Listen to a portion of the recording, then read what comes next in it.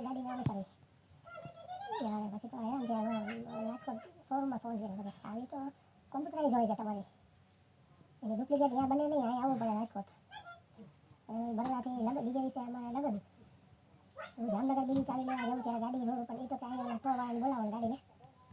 હા બાજુમાં તમને મૂકી દે રોડની સાઈડમાં વચ્ચે પડી જાય સાઈડ કરી દે બાકી કાંઈ ન થાય આમાં આ ગાડીનું આમાં આનો કોડ હોય એ કોડ એની પાસે હોય જેને કંપનીમાં જ હોય એટલે એ કોડની ચાવી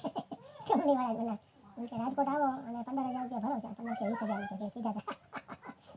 એ તો 20,000નો ભરવા નહીં પણ કાલનો શું હોય મેં તો રાતે હું નીકળું તો બીજા દિવસે સવારે આવે જામનગર પહોંચું કે રાજકોટ પહોંચું પાછું અહીંયા આવું ત્યાં તો અહીંયા લગન પહોંચું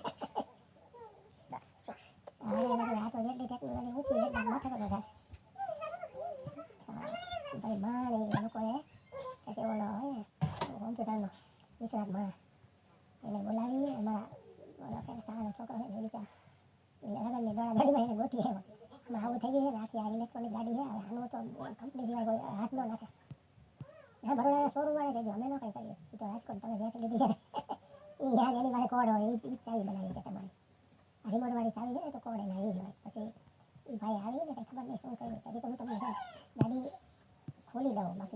બાકી હું કાંઈ ન કરતો તમને એ છે ને તમારો જે હેન્ડ